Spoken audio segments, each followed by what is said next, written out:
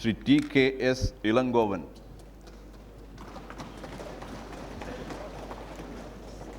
No? He's not there.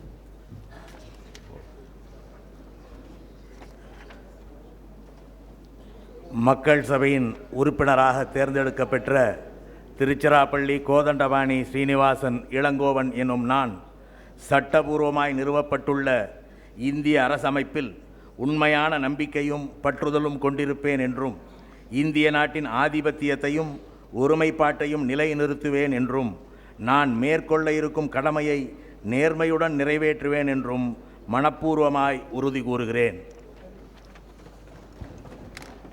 Shri C. Rajendran.